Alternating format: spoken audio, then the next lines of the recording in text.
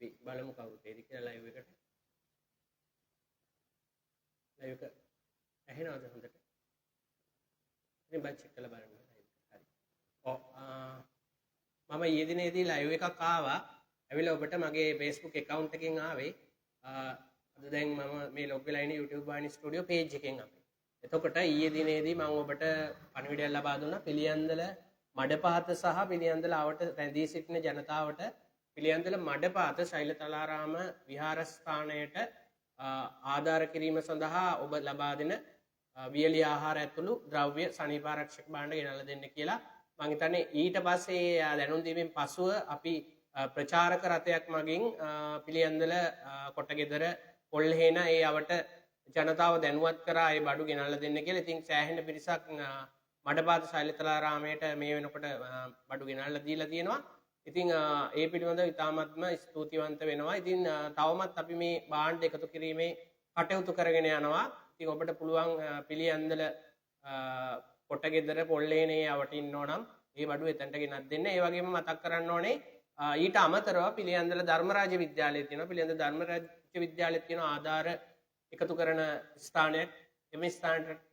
එම ස්ථානයටත් ඔබට පුළුවන් ඊළ වියලි ආහාර ඇතුළු ද්‍රව්‍ය ලබා දෙන්න මේ අවස්ථාවේදී. ඉතින් විශේෂයෙන්ම මතක් කරන්න ඕනේ මේ මොහොතේදී වැදගත් පණිවිඩයක් ලබා දෙන්න තියෙනවා. මම හිතන්නේ දැන් අපේ ජාතික තරුණ සේවා සභාව අසල අපේ සමාජ මාධ්‍ය මෙහෙවන තරුණයෝ එකතු වෙලා ලොකු මෙහෙවරක් කරනවා. එතන සෑහෙන පිරිසක් ගිහිල්ලා එතන වියලි ආහාර එහෙම ලබා දීලා තියෙනවා. ඒ කියන්නේ අපිට හිතා ගන්නත් බැරි තරම් ජනතාව මේ උදව් කරලා තියෙනවා. ඉතින් ඒ ගැන එතනට ගිහිල්ලා ඒ භාණ්ඩ ලබා දීපු සියලු දෙනාටමත් අපි ස්තුතිය පළ කරනවා. ඉතින් දැන් මේ ගම්මට්ටමේ මේ ආකාරයෙන් එකතු කරන එකේ තියෙන වැදගත්කම තමයි එතකොට කෙනෙකුට ටවුන් එකට යන්න බැරි නම් එහෙමත් නැත්නම් මහරගම වගේ දුරකට යන්න බැරි නම් තමන්ට පුළුවන් තමන්ගේ ළඟම තියෙන ස්ථානයට ඒ භාණ්ඩ ගිහිල්ලා බාර දෙන්න.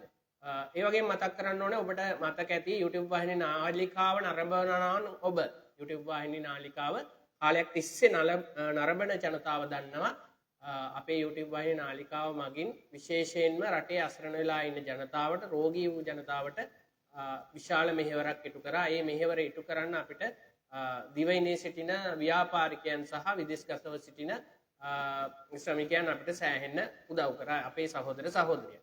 ඉතින් මම මේ වෙලාවේ නැවතත් ඔවුන්ගෙන් ඉල්ලා සිටිනවා දැන් අපි මේ කෑම පිළිබඳව ප්‍රශ්නයක් නම් ලොකුවට මේ දවස්වල එන එකක් නැහැ. මොකද ඒක මේ සමාජ මාධ්‍ය අරහා සහ රජයේ මැදිහත් වීමෙන් ගොඩක් වියලි ආහාර ආදී ලැබිලා තියෙනවා.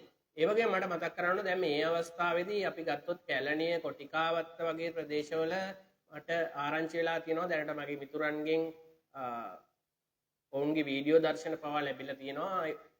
ඒගොල්ලන්ගේ කියන්නේ දැන් ගොඩක් වෙලාවට ඔය කොමියුනිකේෂන් එහෙමත් නැත්නම් රූපලාවන්‍ය මධ්‍යස්ථාන වගේ පවත්වාගෙන යන අයගේ භාණ්ඩ සියල්ලක්ම විනාශ වෙලා තියෙන. ඉතින් මේ දවස් 4-5ම ඔවුන්ට මේ කන්න බොන්න දීලා මේ ප්‍රශ්නේ විසඳන්න බෑ අපිට. අපි ඔවුන්ට මෙහෙවරක් වෙන්න ඕනේ.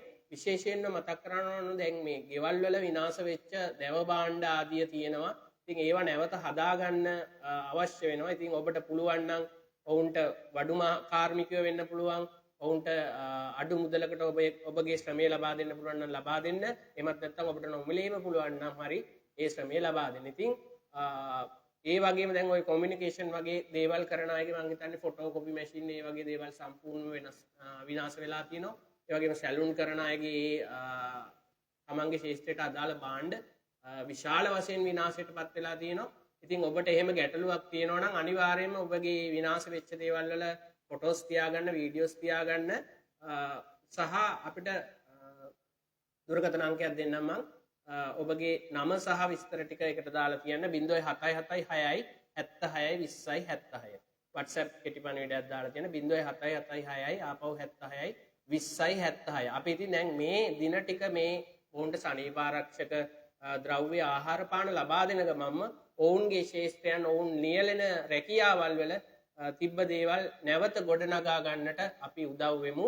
ඒ වෙනුවෙන් හැකි අයට මම මේ වෙලේ ඉල්ලා සිටිනවා අපි මේ පැත්තත් බලාගමු.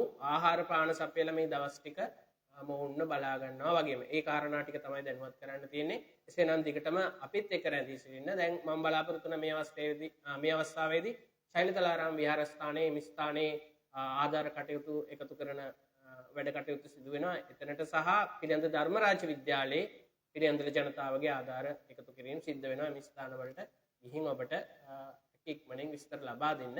ඉතින් අපිත් සමග දිගටම රැඳී සිටින්න. ගොඩක්ම ස්තුතියි මේ ලබා දීපු සහයෝගයට.